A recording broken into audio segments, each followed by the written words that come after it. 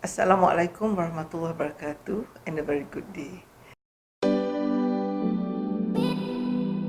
First of all, let's recap what we have actually discussed in the previous series. One of the things that we have talked about is career choices. How do you make your career choices when you're undecided? One way of doing it, of course, is actually to go for your personality test and also match your personality test to the job that of interest. Yeah, and also you can work with a career counselor. And the other thing that we have talked about is about how do you prepare yourself for interview. In this series, I would like to ask you, what actually brings you to the interview? What takes you to the interview? One thing that is very important is the resume, because that is the document that is there without you being present. So your resume is very, very important. What is a resume actually? I would like to see a resume is something like, a document that you put in to tell a story about yourself. Who you are, what you have done, and what you can do. When you put up a resume, you want to impress the recruiters because you want to stand out among the rest. There are studies to show that 8 out of 10 resumes are thrown out. Why? It's because it doesn't match what the recruiters want, and also it doesn't stand out. So sometimes you hear people say, can you send in your CV? So what is the difference between a resume and CV? A resume is normally about 1 to 2 pages, a short version of you in a document.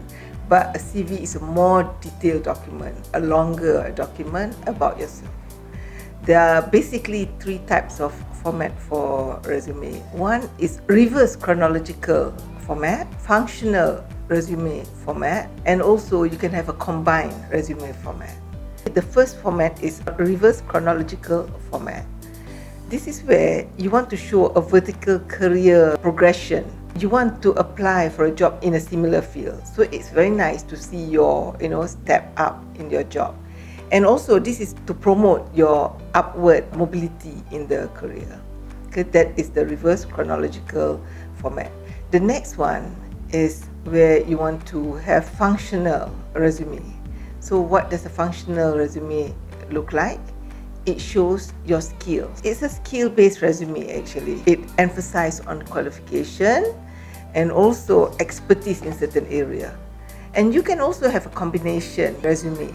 A combination resume actually merges the bits and pieces of reverse chronological and also the functional. It focuses on a specific qualification. The body of the resume actually have your professional and also your specific expertise. A person with a good deal of expertise will use this type of combination resume. Step 2, now set up your contact information. Your name, mailing address, your email address, your telephone number, LinkedIn online profile, and also other online profile that you have. This is definitely very important because you need to have a place where people can contact you. And also the other thing is you have also other social media, your FB, Twitter, and your Instagram, as we have discussed before, in your social media. Clean up your Twitter, your Instagram, your Facebook, because nowadays people look at you from the information that you give and also the information that they can find on the social media. So make sure that they are all nice and tidy. Step 3, select and write a winning resume introduction. There are 4 choices of resume introduction. First, you put a resume objective or a career objective. Second one, you can put in your qualification summary. The third one, your professional profile.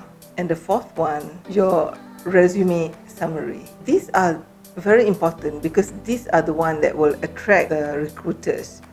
What are you looking for in this? Step 4, highlight your relevant expertise. You are good in many things, but you put in the right expertise for the job that you're applying for.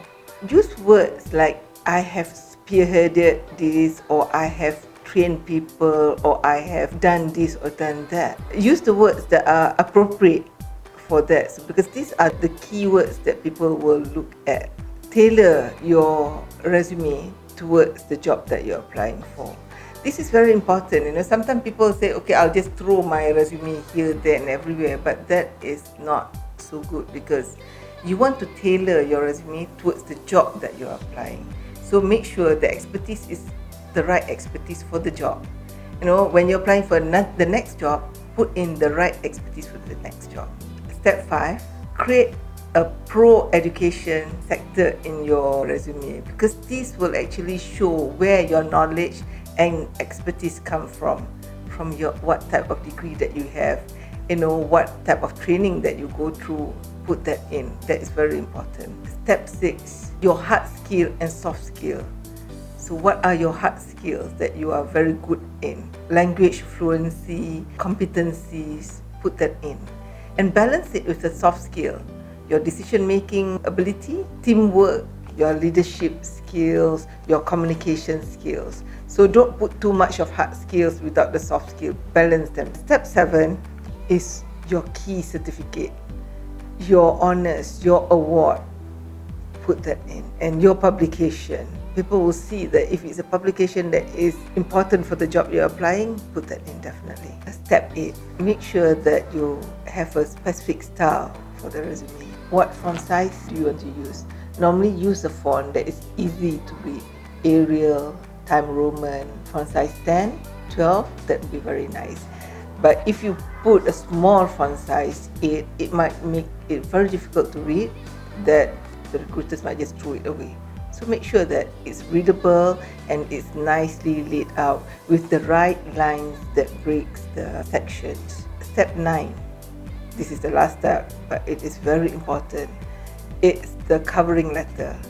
Prepare a nice covering letter. When you put in a covering letter, don't just write to whom it may concern. Write down the name of the company that you're sending it to and who is in charge of it. Right? So that will make it personalized for them. Show that you are very interested in the job and you are above the rest. Proofreading. Proofreading of your resume is very important. Give it to your friends, to your relative, whoever, for them to look through your resume. Because sometimes when we look at it so many times, we don't see the small mistake that we make. You might also consider another thing, video resume. That is something that is now a trend. Maybe we'll talk about it in the next series or other series that we have. With that, I wish you all the best for your resume writing and for your career hunting. Thank you very much.